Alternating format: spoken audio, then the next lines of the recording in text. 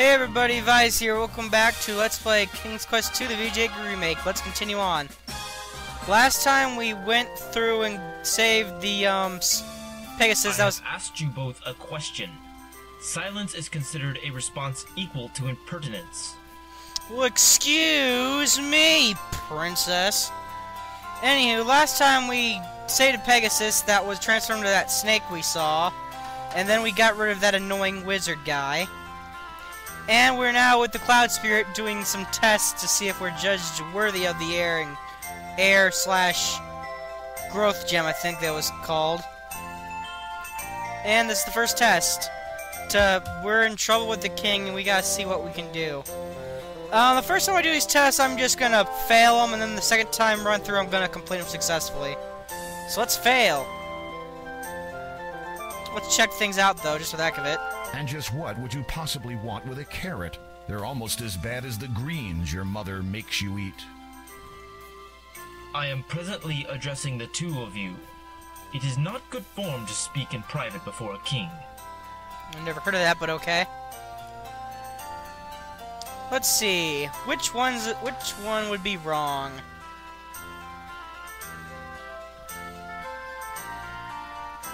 Run! Yeah, that one's wrong. Impertinence! Well, I never. Children these days. Behold your Yep, that second first one was a test. failure.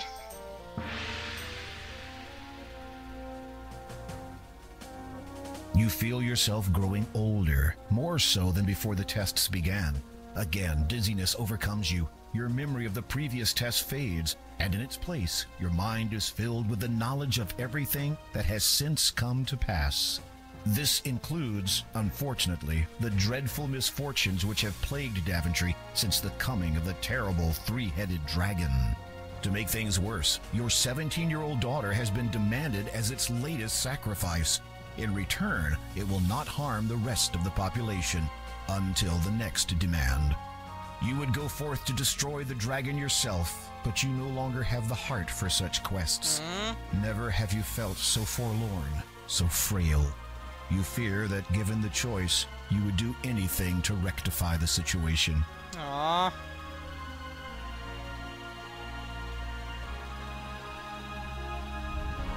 Oh boy. A charming view. No wonder you come here so often. You. I will see you hanged for this intrusion. Guards! Guards! Calling them will do you no good. For even if they come, they will find their king speaking to only the air he breathes. A pox on thee! Who are you? My name, my true name, has been heard by none for nigh on a millennium. It is enough that you know me as the Father. Then say what you have come to say and be I gone. am your father. You never were one for small talk. You cursed my family.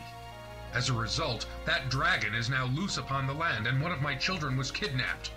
Now that is not quite the truth. Do you deny your involvement? Not at all. It is just that you have omitted so much. Speak, and be gone. Very well. I want your crown. You cannot believe what you have just heard. This vile creature has caused untold misery throughout your land for nearly 18 years and has now infiltrated your castle just to ask that you hand over your authority to him? Of all the outrageous... Is that what this is all about? You want to rule Daventry? What would I want with a puny little kingdom when in a few short years I will have more power than Legitimor himself? No, I want only the thing you wear atop your head. Your crown. It is an essential part of my plan. Without it, my efforts to prepare for the ascension will have been in vain. I have waited far too long to be deterred from it now. If you need it that badly, you could have just taken it.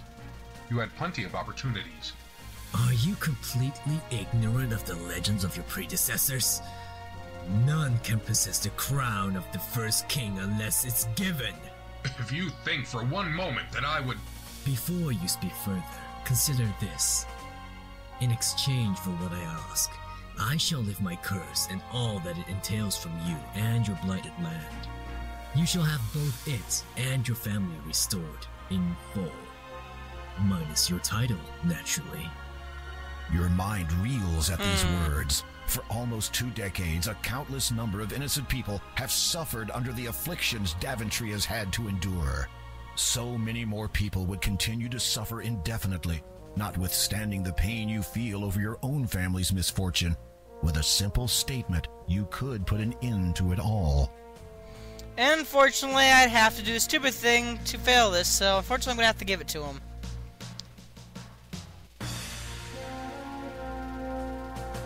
Unconditional acceptance, I think it is.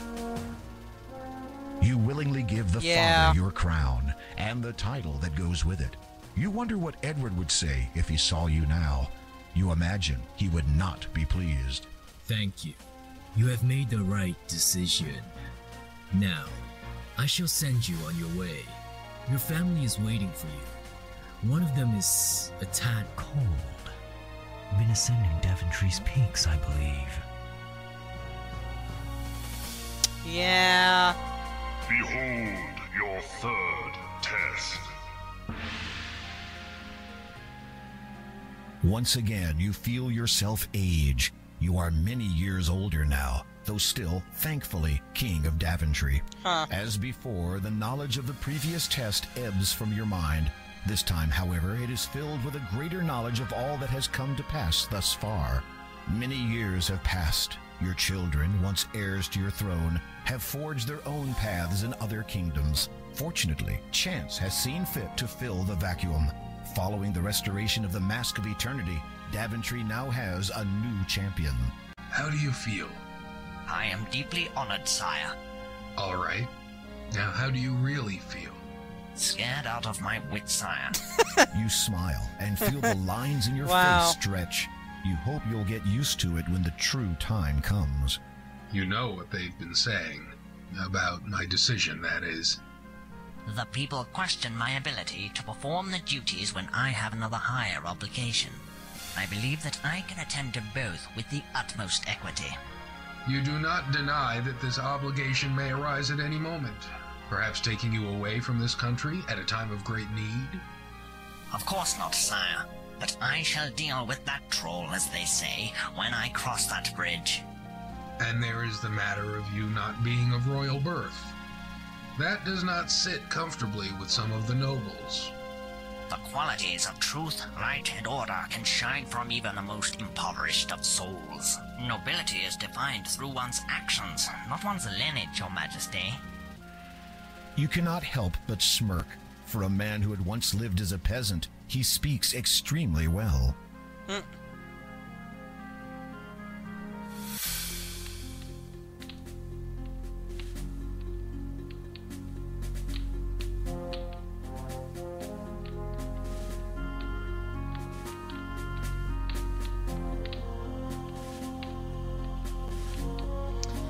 Okay, time to pick the wrong one. The right one is nighttime, but this time, not tonight.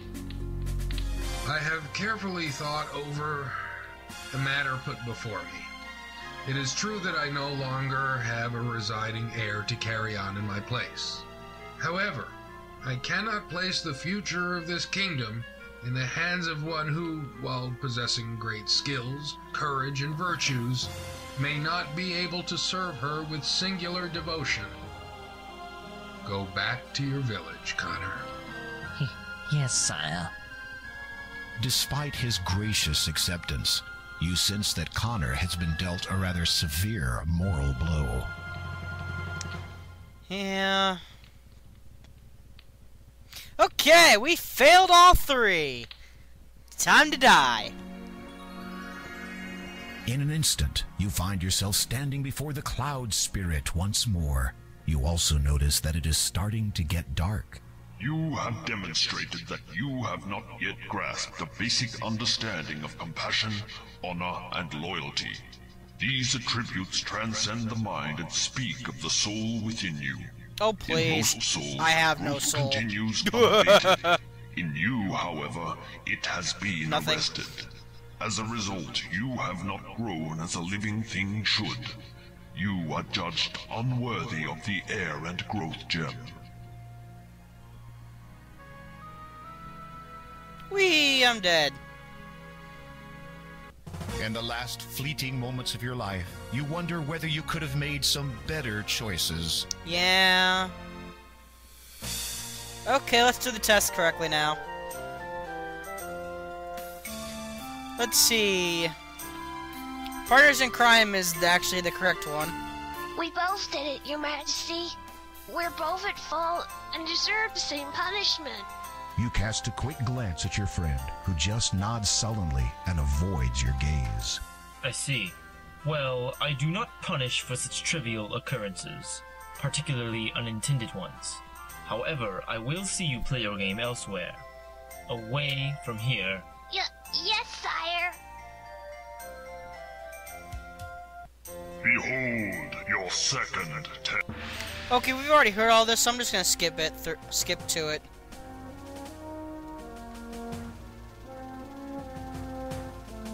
Oh shoot, I gotta go do something. Hold on a second.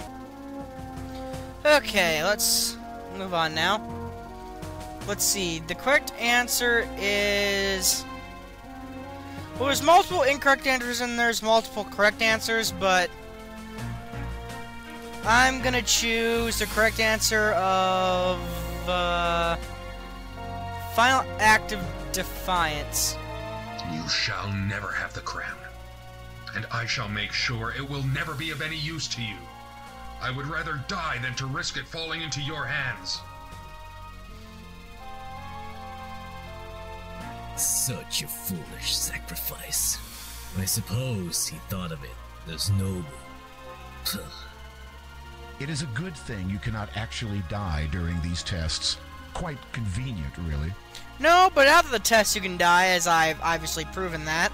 Behold your third test. Well, let's just skip to the end here. Once again, How do you... Nighttime, even though that's not when I'm recording this. Kneel. Your sword.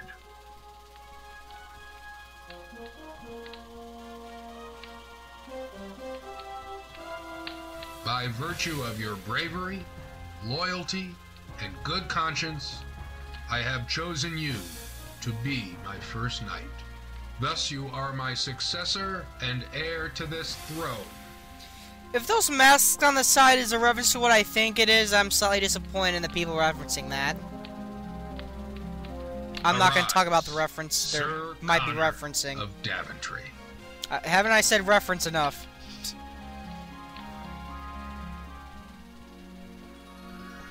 In an instant, you find yourself standing before the Cloud Spirit once more. You also notice that it is starting to get dark. You have demonstrated some understanding of compassion, honor, and loyalty. These attributes transcend the mind and speak of the soul within you. Growth continues unabated throughout the lives of all living things. While you still have much to learn, you will continue to grow in all ways. You are judged worthy of the Air and Growth Gem. Sweet. Okay, I am saving right now, because there is another death right here. And sometimes I fail to do this quick enough to succeed anyway, so just in case something goes wrong. You take the Growth Gem. As you feel the knowledge of the last test fade from your mind, the cloud beneath your feet begins to evaporate. You'd better get out of here quickly, Graham. The wispy-faced. The cloud has become too thin to support your weight, and gravity beckons. While trying to hang on to your knowledge of the future, you forgot to hang on to something important. The life of the life of a... Wow, really? The life of a peasant. Yeah, that's right. No. The life of the present. Wow. Well, that was messed up royally. Anyway, let's get in and get going. You take...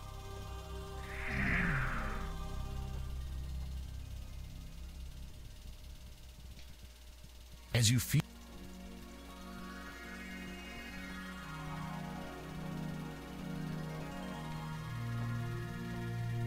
Finally, your flight comes to an end. You hope that it will be quite a while before you take to the air again.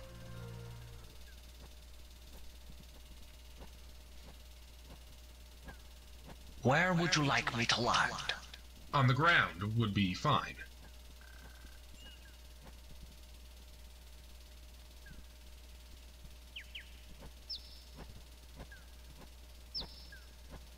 Take this sugar cube.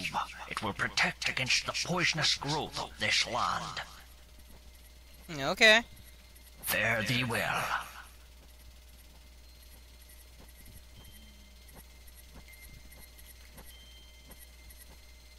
Everything's gone dark now. You notice you have lost a few things during your descent. Mostly all that paper you were carrying. You are not concerned, though, as long as you don't get into trouble for littering.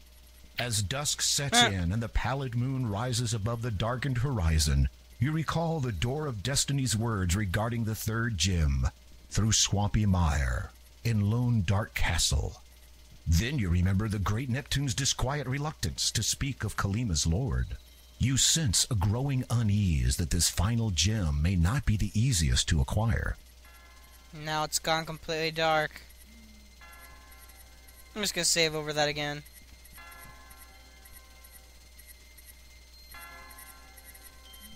I hear church bells.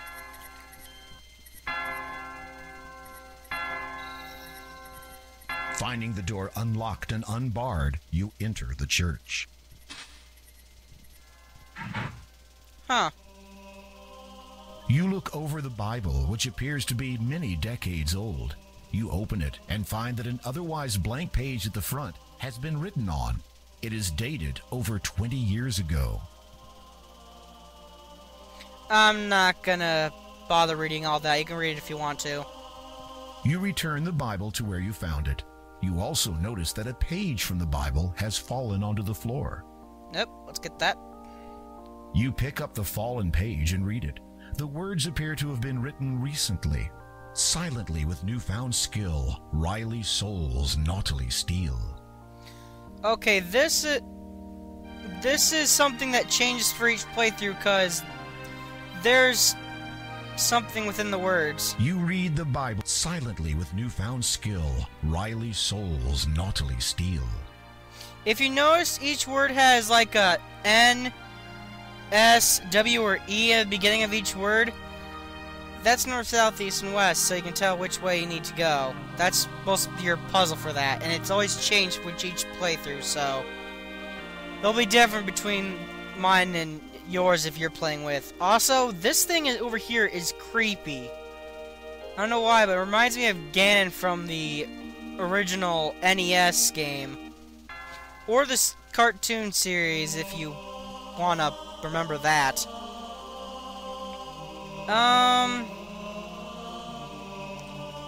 Let's see what that has to say. The symbol of the faith is displayed prominently in the church. Doesn't say much. Does it say anything about this? A hideous statue of a grinning fiend forms an archway leading to the church's outdoor cemetery. Yeah, it's creepy, alright.